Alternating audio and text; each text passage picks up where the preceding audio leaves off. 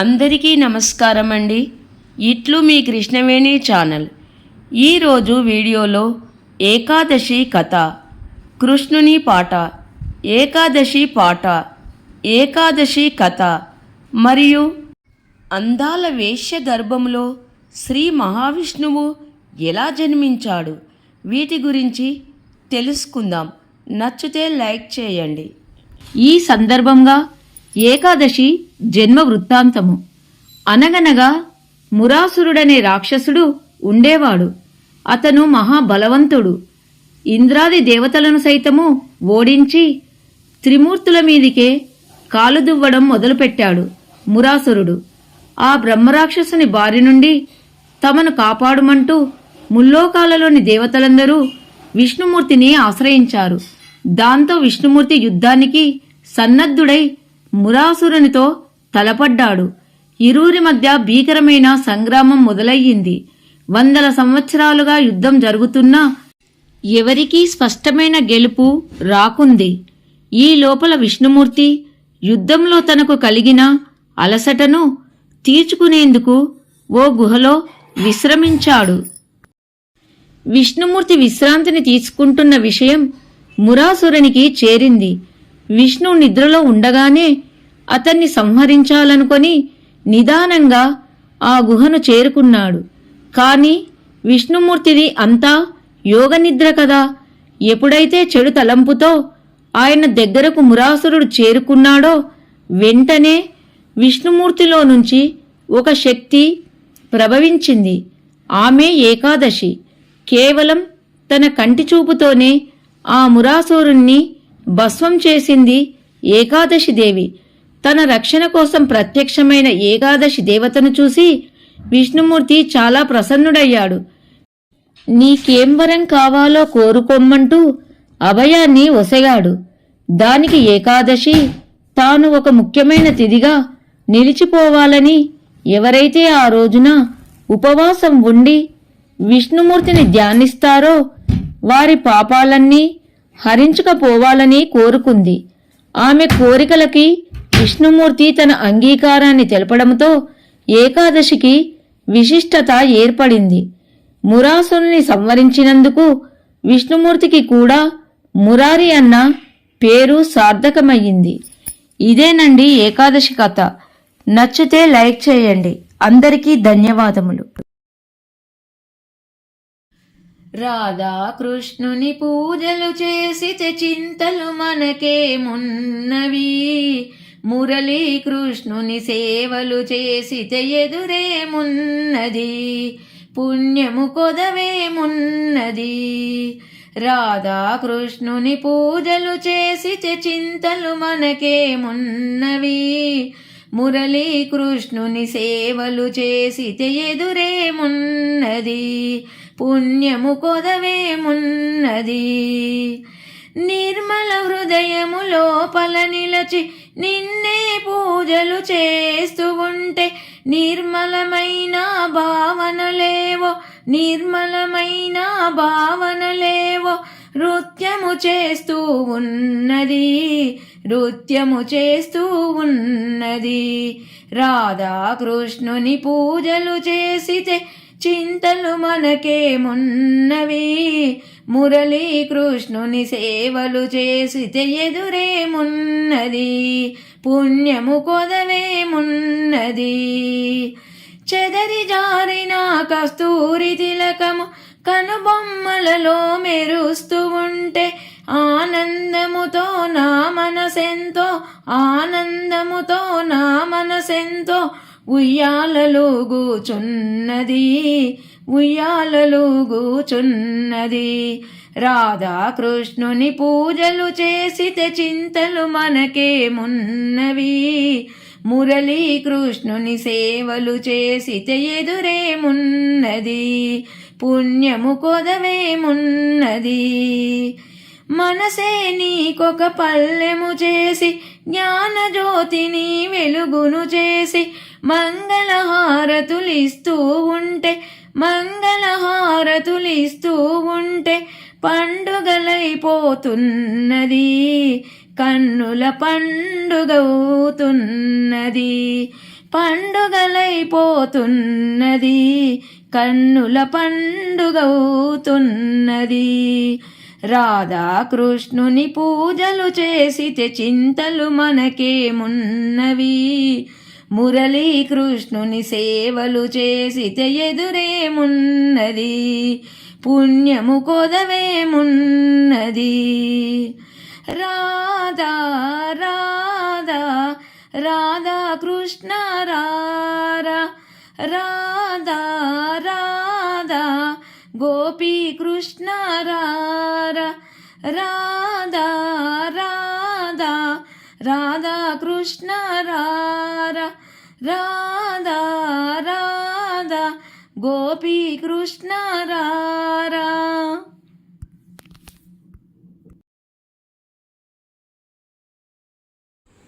శ్రీ మహావిష్ణువు అందాల వేశ్యగర్భంలో ఎలా జన్మించాడు? ఇది నిజమేనా? ఒక అందమైన అమ్మాయి ఉండేది. ఆమె వేశ్య. గండకి అనే వేశ్యగర్భంలోనే మహావిష్ణువు జన్మించాడు. చాలామంది ఆ అమ్మాయితో ఒక్క రాత్రి గడిపితే చాలు అని అనుకునేవారు. మీరెప్పుడైనా సాలిగ్రామము ఈ పేరు విన్నారా? ఇది ఊరి పేరు కాదు, గ్రామం పేరు అసలే కాదు. విష్ణు ఆకారంలో ఉండే చిన్న చిన్న రాళ్ళనే సాలిగ్రామము అంటూ ఉంటారు. వాటిపై విష్ణు రూపము ఉంటుంది. అయితే ఇవన్నీ కూడా ఒకే ఒక నదిలో ఎక్కువగా దొరుకుతాయి. గండకీ నది గర్భంలోనే ఇలాంటి రాళ్ళు ఎక్కువగా దొరుకుతాయి. వీటిని చాలామంది తమ పూజ గదిలో పెట్టుకొని పూజిస్తూ ఉంటారు. వీటికి ఎంతో మహిమ ఉంటుందని భక్తులు నమ్ముతారు. ఇవన్నీ గుండ్రముగా నున్నగా ఉంటాయి. తాబేలు ఆకారంలో నోరు తెరుచుకొని ఉంటాయి. లోపల విష్ణువు కనబడతాడు. ఇంత ప్రత్యేకమైన సాలిగ్రామాలు గండకీ నదిలోనే లభించడం వెనుక ఒక కథ ఉంది. దానిని తెలుసుకుందాము. పూర్వము గండకి అనే అమ్మాయి ఉండేది. ఆమె చాలా అందముగా ఉండేది. ఆమె అందానికి ఎవరైనా సరే దాసోహం కావలసిందే. శ్రావస్తి అనే నగరంలో ఈ గండకి అనే అమ్మాయి ఉండేది. గండకి ఒక వేశ్య. గండకి అనే అమ్మాయితో ఒక రాత్రి గడిపితే చాలు వాళ్ళ తలరాతలు మారిపోయేవి, వాళ్ళ అదృష్టాలు మారిపోయేవి. బాగా ధనవంతులుగా, సంపన్నులుగా, గొప్పవాళ్ళుగా మారిపోయేవారు. దీంతో చాలామంది డబ్బు ఉన్నవాళ్ళు కూడా ఆమెను అనుభవించాలనుకునేవారు. అయితే గండకి మాత్రము అందరినీ తన దగ్గరకు రానిచ్చేది కాదు. చెడ్డవాళ్లతో అస్సలు గడిపేది కాదు. రోజుకు ఒక వ్యక్తితోనే గడిపేది. భర్తగా భావించి తాను చెప్పే ప్రతి పని చేసేది. తాను మరుసటి రోజు గడపబోయే వ్యక్తితో ముందు రోజే బేరం కుదుర్చుకునేది. ఇక ఆ రోజు మొత్తము అతనే భర్తగా భావించేది. తను ఏది కోరితే అది చేసేది. కేవలము సుఖము అందించడమే కాదు, తనను భర్తగా భావించి తాను చెప్పే ప్రతి పని చేసేది. తన వద్దకు వచ్చిన వ్యక్తికి ఏమైనా అయితే తట్టుకోలేకపోయేది. ఈ విషయమంతా గండకి గురించి నారాయణుడికి తెలిసిపోయింది. ఆమెను పరీక్షించాలనుకున్నాడు. ఒకరోజు ముందు మారువేషంలో వెళ్ళి గండకితో బేరం కుదుర్చుకున్నాడు. గండకికి కూడా అతను మంచివాడిలాగా కనిపించాడు. కాబట్టి ఒకరోజు ఆయనకు భార్యలా ఉండేందుకు ఒప్పుకుంది.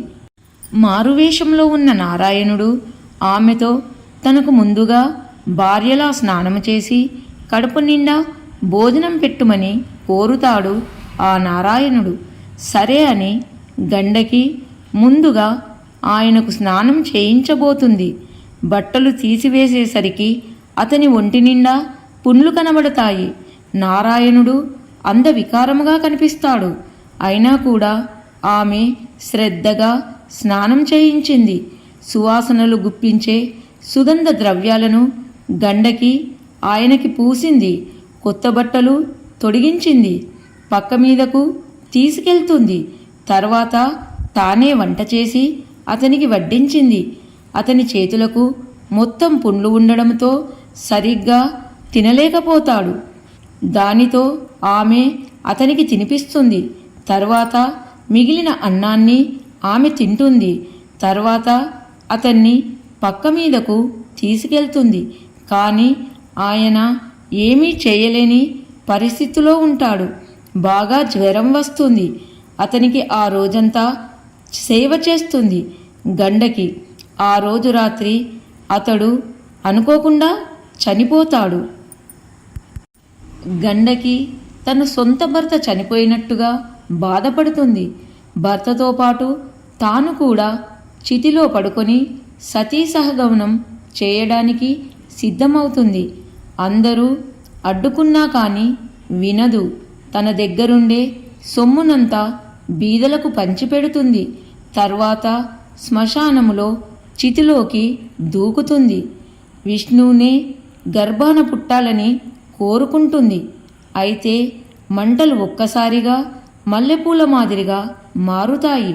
విష్ణువు ప్రత్యక్షమై నువ్వు చేసే వృత్తిని నిజాయితీగా చేయడం నాకు చాలా నచ్చింది అంటాడు.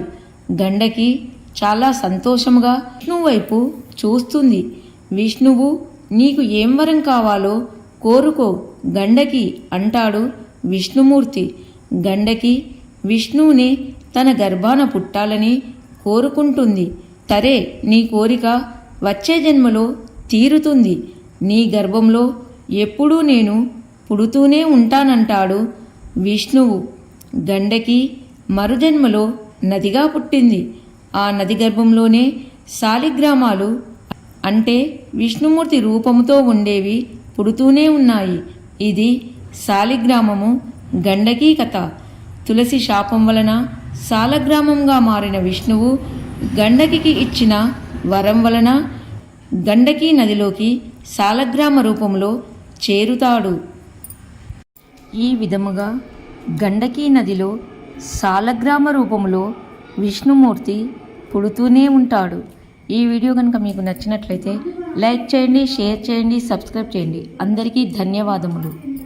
ఏకాదశి ఫలము ఏమని తెలుపుదో ఎంచతరము కాదేకాదశి.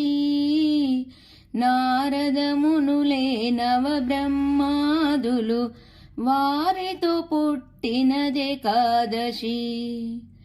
ఏకాదశి ఫలము ఏమని తెలుపుదో ఎంచతరము కాదేకాదశి. నారదమునులే నవబ్రహ్మాదులు వారితో పుట్టినదేకాదశి. సత్యవంతునకు సర్వజనులకు సంజీవిని వంటిది ఏకాదశి. ఘోరమైన పాపాత్ములకెల్లను గొడ్డలి వంటిది ఏకాదశి. సత్యవంతునకు సర్వజనులకు సంజీవిని వంటిది ఏకాదశి. ఘోరమైన పాపాత్ములకెల్లను గొడ్డలి వంటిది ఏకాదశి. ఏకాదశి ఫలము ఏమని తెలుపుదో ఎంచతరము కాదేకాదశి. నారదమునులే నవబ్రహ్మాదులు వారితో పుట్టినదేకాదశి.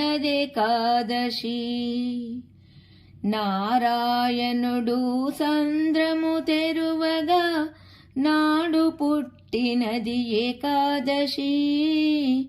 నారాయణుడే పంచామృతములను పంచిపెట్టినది ఏకాదశి. నారాయణుడు సంద్రము తెరువగా నాడు పుట్టినది ఏకాదశి. నారాయణుడే పంచామృతములను పంచిపెట్టినది ఏకాదశి. ఏకాదశి ఫలము ఏమని తెలుపుదో ఎంచతరము కాదేకాదశి. నారదమునులే నవబ్రహ్మాదులు వారితో పుట్టినదేకాదశి. రుక్మగంధుడు కొలచినప్పుడు ముక్తి నొసగెను ఏకాదశి. ఘోరమైన పాపాత్ములకెల్లను గొడ్డలి వంటిది ఏకాదశి. రుక్మాంగదుడు కొలచినప్పుడు ముక్తి నొసగెను ఏకాదశి. ఘోరమైన పాపాత్ములకెల్లను గొడ్డలి వంటిది ఏకాదశి. ఏకాదశి ఫలము ఏమని తెలుపుదో ఎంచతరము కాదేకాదశి. నారదమునులే నవబ్రహ్మాదులు వారితో పుట్టినదేకాదశి.